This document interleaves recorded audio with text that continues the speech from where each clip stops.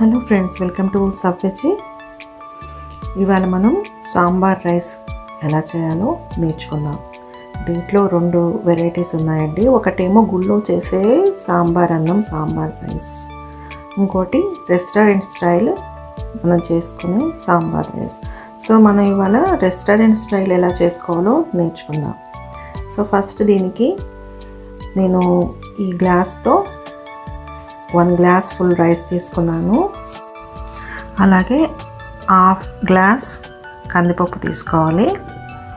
So వీటిల్ని water వేసి పక్కన నానబెట్టాలి. ఒక 15 నిమిషాలు అలాగా కడిగేసి బాగా వీటిని నీళ్ళు వేసి పక్కన నానబెట్టాలి. ఇప్పుడు కుక్కర్లో ఒక 2 స్పూన్స్ నెయ్యి కానీ ఆయిల్ కానీ తీసుకోవాలి. సో దీంట్లో ఇప్పుడు తరిగి పెట్టుకున్న ఆనియన్స్ ఇంకా గ్రీన్ చిల్లీ వేసాను. ఇలా రౌండ్గా కట్ చేసుకుంటే బాగుంటుంది. అలా కాకుండా మీకు చిన్న ఉల్లిపాయలు దొరుకుతాయి కదా, అవి వేసుకున్న దీంట్లోకి చాలా బాగుంటాయి అన్నమాట. సో ఈ వెజిటేబుల్స్ అన్నీ నేను ముందే కట్ చేసి పక్కన పెట్టుకున్నాను. సో ఒకటి తర్వాత ఒకటి వేసేద్దాం. సో ఫస్ట్ సొరకాయలు, అలాగే క్యారెట్, బీన్స్ వేసాను. తర్వాత ఇప్పుడు ములక్కాడ ముక్కలు, అలాగే టమాటా, వంకాయ ముక్కలు వేసాను. సో ఇవన్నీ ఇలా ఒకటి తర్వాత ఒకటి వేసుకొని కలుపుకోండి.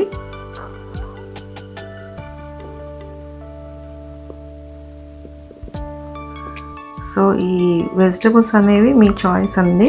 కాకపోతే దీంట్లో ఏ వెజిటబుల్స్ అయినా వేయచ్చు. గుమ్మడికాయ అలాంటివి వేయం దీంట్లో. సో అది కదంబం అని ఇంకో వెజిటబుల్ రైస్ చేస్తాము. దాంట్లో ఆ ట్రెడిషనల్ వెజిటబుల్స్ అన్నీ వేస్తామన్నమాట.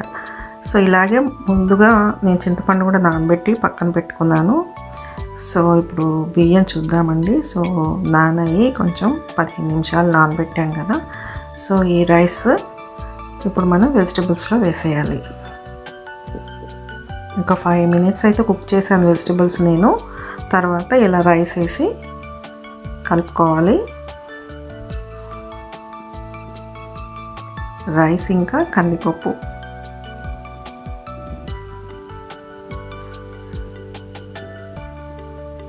ఇప్పుడు తగినంత ఉప్పు, అలాగే కారం, సాంబార్ పౌడర్. నేనైతే రెడీమేడ్ సాంబార్ పౌడర్ వాడుతున్నాను, ఎంటీఆర్ వాళ్ళది.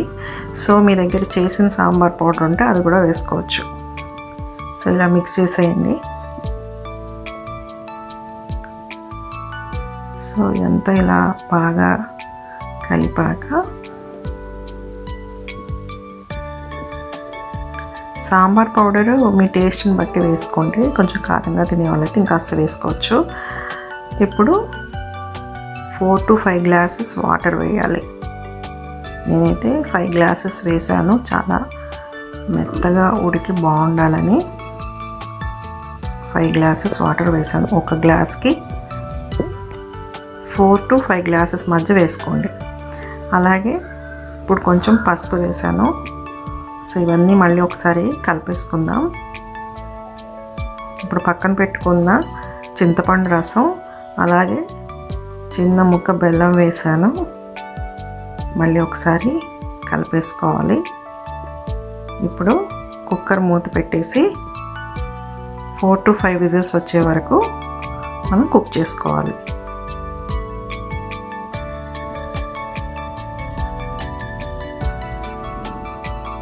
సో ఈ లోపు మనం మరి ఖాళీగా ఉండకూడదు కదా, అందుకే ఇలా అప్పడాలు వేయించేసుకుందాం.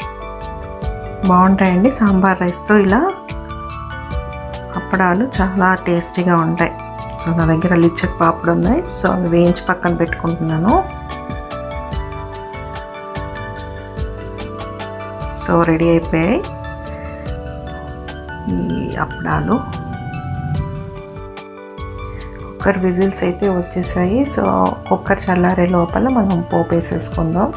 సో దీంట్లో నేను ఎండుమిరపకాయలు, అలాగే మినప్పప్పు, ఆవాలు, జీలకర్ర వేసాను. అలాగే జీడిపప్పు కూడా వేసుకున్నాను.